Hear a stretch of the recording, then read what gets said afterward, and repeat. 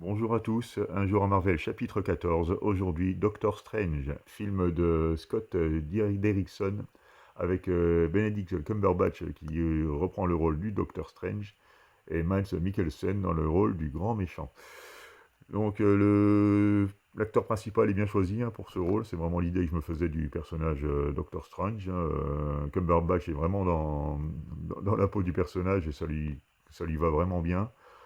Quant à Mads Mikkelsen, je le trouve un peu sous-exploité dans ce film, vu ses talents d'acteur et tout ça. Je pense qu'il aurait mérité peut-être plus de présence à l'écran et peut-être un peu plus de subtilité aussi dans le jeu, parce qu'il est vraiment capable de le faire. C'est un très bon acteur. Donc au niveau du pitch, on retrouve le docteur Strange qui est un éminent chirurgien, donc il est vraiment très balèze. On a une petite démonstration de son savoir-faire au début du film. Et qui, suite à un accident de voiture, va perdre l'usage partiel de ses mains. Donc ça va lui interdire en fait de reprendre sa profession de chirurgien, quoi, parce que lui, il a perdu énormément en habilité et tout ça, puis chirurgicalement, il n'y a plus rien à faire apparemment. Donc son seul recours, c'est la guérison spirituelle, on va dire. Donc il se rend au Népal, pour un genre de quête initiatique pour guérir, quoi, tout simplement. Mais bon, là, on retrouve un peu le thème qu'on a déjà vu dans de nombreux films, l'entraînement, le contrôle de l'esprit, etc.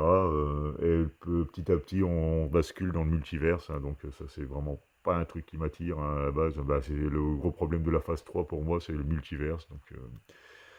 Donc là, on va commencer à parler de corps astro et tout ça, de projection, de déformation de la réalité, même de remonter dans le temps.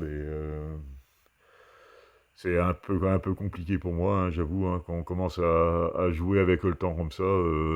Pour moi, je trouve que ça ouvre un peu trop le champ des possibles, quoi. Il n'y a plus de limite. Il n'y a plus vraiment d'enjeu non plus pour le coup. On se dit en cas de gros problèmes au niveau de l'histoire et tout ça, il suffit de remonter dans le temps pour le résoudre et tout ça, quoi. Il y a plus d'enjeu, quoi, tout simplement. Donc j'ai trouvé le film plutôt bon, parce que là, au niveau de l'actoring, bon, ça a des super acteurs, donc ça joue super bien. L'histoire, même si elle est relativement classique, est plutôt bien menée. Les effets spéciaux sont bien foutus, par contre, pour du fond vert, parce que, bien sûr, vu les effets, les transformations de paysages, c'était impossible à faire en practical, là, on est bien d'accord. Mais par contre, l'incrustation des personnages dans les fonds verts, dans les décors fantastiques, comme ça, est super bien faite. Ça tient vraiment bien la route. Donc, pour ma part, je lui mettrais quand même la note de 3 sur 5. Origin Story oblige. Là, on a vraiment l'origine quand même du personnage. C'est survolé, quelque peu, mais bon, dans un sens, c'est pas plus mal, parce qu'après, quand ça traîne trop en longueur, on n'est pas content non plus. Il y a vraiment de rares temps morts, mais sans plus. Donc, comme d'habitude, je vais vous demander la petite notation, puis ce que vous avez pensé du film, si vous voulez. C'est toujours bien d'avoir de différents avis, surtout que là, on arrive vraiment dans la phase du MCU où les avis tranchent vraiment, quoi. Il y en a vraiment qui adorent et qui vont aller jusqu'au bout, et d'autres qui vont vraiment détester et qui vont complètement décrocher là, à cette saga. Donc voilà pour la petite vidéo du jour. Je vous remercie de m'avoir regardé et à bientôt pour une nouvelle vidéo.